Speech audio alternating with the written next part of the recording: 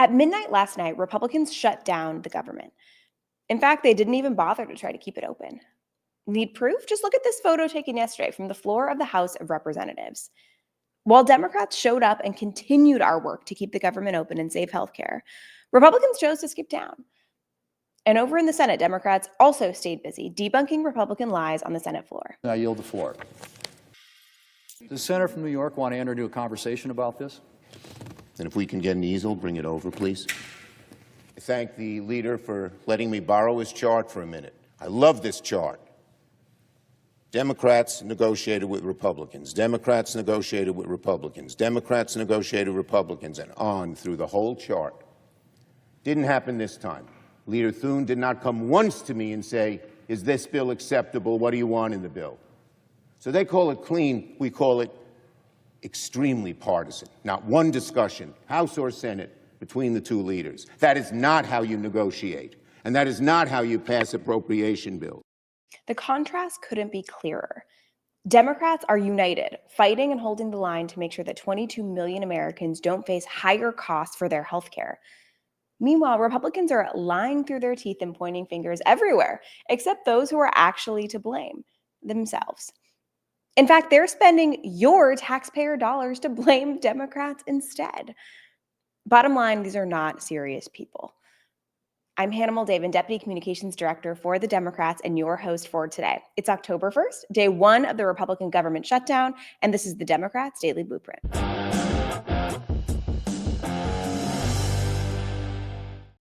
What are Democrats fighting for as Republicans move to shut down the government? The answer is critical middle-class tax breaks that are set to expire at the end of the year. If Republicans get their way, 22 million Americans will see their health insurance premiums skyrocket next year by an average of, get this, 114%. Are you ready to pay hundreds of dollars more for healthcare? Democrats don't think you should have to. Instead, we're working to protect your healthcare, lower costs, and reopen the government.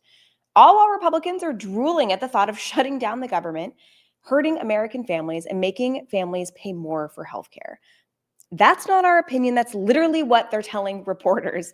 A senior White House official, when asked about Democrats fighting to keep healthcare affordable, admitted as much. And Nancy Pelosi was not having it. The president has said, I hear what they're saying. It's all unserious and ridiculous. In fact, I've listened to their shit, and I tell them to go f themselves. So that's I can't believe I use that word. My kids will be shocked. My grandchildren will be further shocked. I'm just quoting the President of the United States.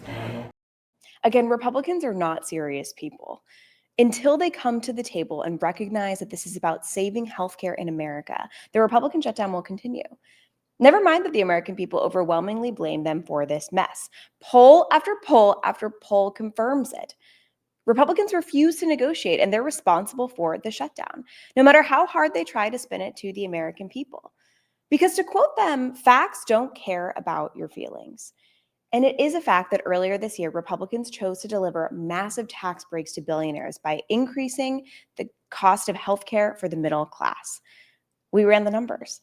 The cost of Trump's billionaire first tax law is more than 10 times higher than the cost of permanently extending the tax credits.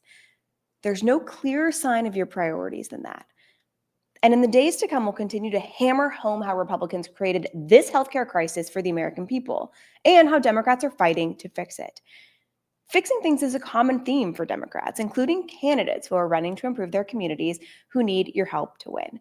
So for today's segment of 60 candidates in 60 days that we're highlighting before the November election, we want to shout out Johnny Dupree, who's running to represent Mississippi's State Senate District 45. Johnny's campaign is focused on delivering proven leadership, real relief, and renewed hope for every corner of the district. As a state senator, he put working families first by fighting for tax fairness, strong public education, support for rural communities, and ensuring access to quality healthcare and economic development. To make calls, knock doors, and volunteer with the Dupree campaign, go to johnnydupree.com. Find the link in our video description below. Thanks for joining us today for this episode of the Daily Blueprint. We'll be here right with you every weekday at 10 a.m. Eastern on the DNC's YouTube page. Until tomorrow.